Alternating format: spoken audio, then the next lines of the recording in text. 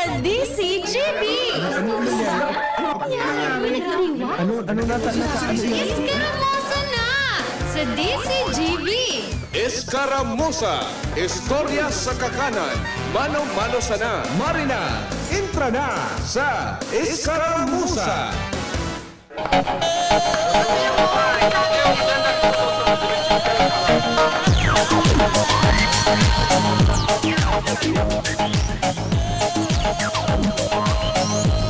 Ohoy! Marhay na pagkaudto po sa gabos ng mga parantabay. Kamusta? Kamusta lamang po? Nangurudo na lamang kamo? Ano naan sa indong panguduhan ngunyan? Mauran-uran man po giraray sa tuyang ngunyan na pagka-aldawnin biyernes. Welcome po digdi sa programang Iskaramuza. Sa pangaran ni Angel Mustas, nakalimo na si Angel. Ini po muna si Jenny Bayaran. Magiribahan kita sa kod alauna ng pagkahapon digdi po sa programang Iskaramuza. Que se llama de apellido Vitorino y en la jura de bandera del muchacho. Pwede ka mo mag-text sa 0938-891-5475. Pwede man po mag-siirip sa tuyang Facebook page via DZGB News Online. Babasahon ko ang sa indong mga pagbati ngayon na pagkahapon. Hello kay Mark Pinto and si Eden Daria. Alegría Macarena, Macarena. Dala tu cuerpo alegría Macarena, que tu cuerpo para dar la alegría y cosa buena. Sabi kang kasabagong sa nasabatan ko dyan sa ibaba. Si Ramon da po ngayon na pangudtuhan so darakula o nasira dyan sa Santo Domingo ang Cuau. Ayun. So Cuau Festival aranina naman po dyan sa Banuaan kang Santo Domingo. Usually pag bulan ng Marso, Marso, Abril, Mayo, dyan na po nagburutuwaan. So manlain-lain, may sadit, may dakula. Ano ang gusto nindo, sadit o dakula? Good afternoon kay Honeymoon Light. O si Honeymoon Light Campudoran Albay, kamusta ka po? And si Don Celendino. May pigaan tabayanan po dyan sa 3rd District kang Albay sa maabot na Lunes. Mabisita po ang Secretary kang Department of Agrarian Reform, si Conrado Estrella III, alas 8 ng pagkaaga po sa Marso 24 ngunyan na taon. Natangay atin dyan ta mabisita. Mabisita po siya papanginotan niyo sa pag-turnover kang mga baagong tinampo dyan sa Barangay Malabnig, Asin Mapako, matapos po ang Mapako, ano ba ang pronunciation? Matapos ang haros 2 na taon na patrabaho. Kasi bago mga tugang, sabi ni Ginubatan Mayor Paul Chino Garcia, inabot daw po ning haros 2 taon ang patrabaho kay itong atin ng po dyan sa Barangay Malabnig kang Ginubatan dahilan sa nagkapipirang mga nakaulang na mga rasones. Pero maugmangunyan ang Banuaan kang Ginubatan dahilan natapos na ang patrabaho.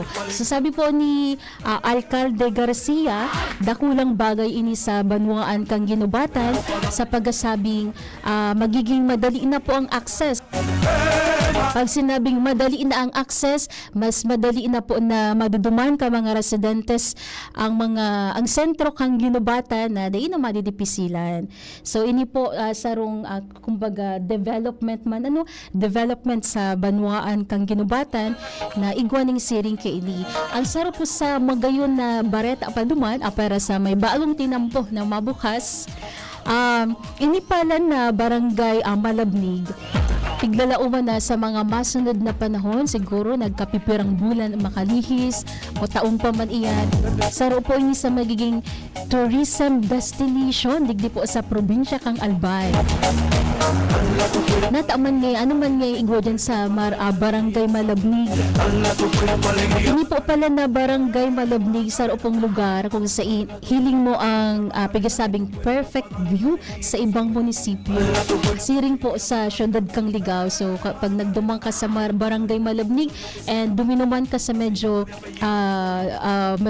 taas na parte kang lugar kay kang barangay, may hiling mo subiyo talaga kang ibang munisipyo. So, ang iba baga gustuhon kang nahihiling ninda ang view kang kataraning na munisipyo, syudad po, digdi sa tuyang palibot. Kaya naman, sa po ini sa magayon na development po sa 3rd District. Good afternoon ka, Mr. Jerel Aranya. O yun, God bless all over the world. God bless man po. Anong pinangudtukan mo, Tabi? Si Edwin Magalona, good afternoon, watching from Manila. Si Che Tagum and si Rifalatla, good afternoon sa imo, and si Jenard Azilo. So ayun, so yan po ang magayon na impormasyon, bareta po dyan sa Banuaan kang Ginubatan, Albay. Hindi naman sa probinsya kang Albay, paparani na po baga ang campaign period po para sa lokal commission ng election. Puga-puga naman po ang preparasyones. Actually, nagkakaigwasin din ng manlain-lain na mag-iniribong-ibong na ang pinagigibong konferensya. Nagkikipag-koordinara sa manlain-lain na ahensya di gobyerno, and kang kasusaro lang, nagkaigwasin din ng konferensya with the Philippine National Police and the Philippine Army. Kasi napag-ulayan duman sa mga security measures na dapat gibuhon kang pulisya, siring man kang Puwersas Armadas kang Pilipinas, sabay kang pagpreparar kang Commission on Elections para sa paparaning eleksyon. Pero sabi nga ni mga tugang, kita mismo ng mga botante, ano ba ang pwede tang gibuhon para makapag-preparar kita. So, makonsuelo po sa palibot. Kasi sabi kang iba, naglakaw-lakaw kita dyan sa nagkapipirang saudan digdi sa palibot. Day na dapo na bakal sa indang bagas. Sa iba mga maugmahon, Pero mas sa ingka ngayon duman, I don't know kung anong may mga pigaapod bagang bagas na first class, second class. Pero sabi ka sa botante, basta ngaya ang sa kuyang boto sa balota, ang ayuda sa kuyang iriresibi, ang ayuda sa kuyang aakuunta. Sayang man.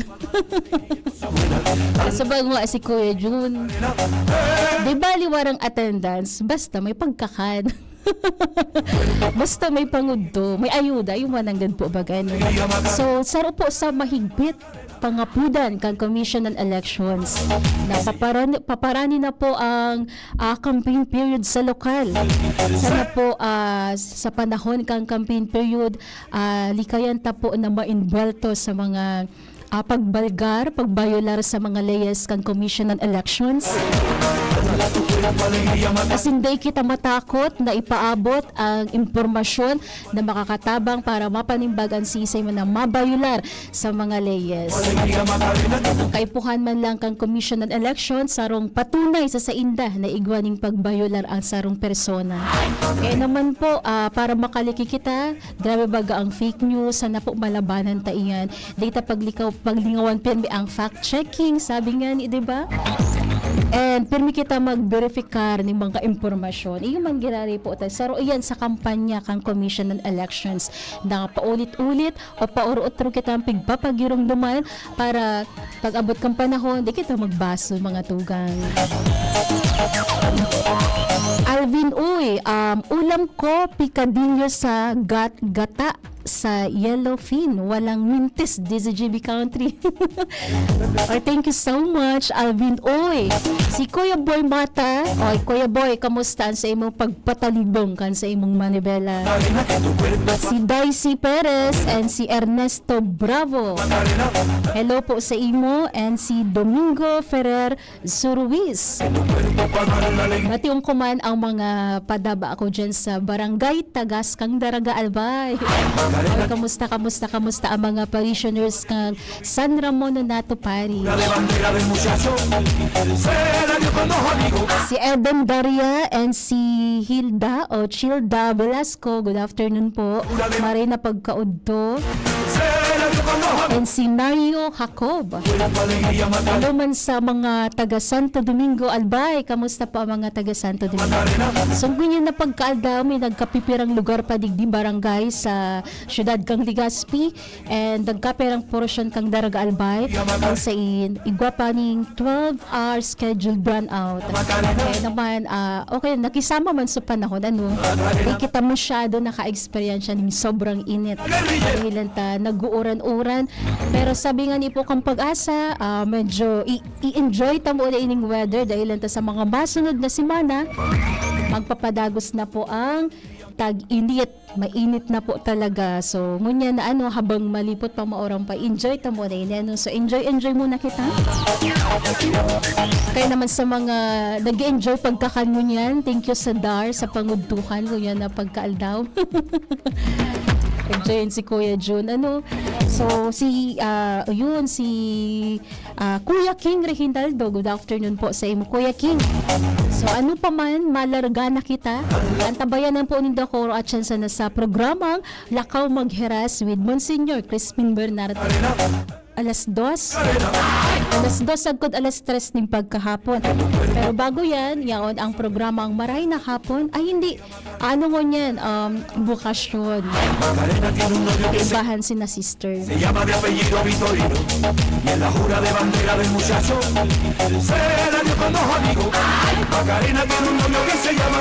Simple lang, sabi ni 2588, simple lang ang ulam ko, Ma'am Jen. Ayun. Mas masiraman po na pikadilyo. So, sana nabasog ka. So, bueno mga tugang, ini po ang programang Iskaramusa, as in oras na ni pamaaram sa pangaran ni Angel Mustasa. Ini po si Jenny Bayaran, maray na pagkaudto. Tuhod, siko, baywa, aray! Paglaging pasan ang sakit sa kasukasuan, sign na yan ng arthritis o joint deterioration. Karaniwan kapag nagkakaedad na, kailangan ng tibay at ginhawang makakapitan. Kaya ng artrisin yan. May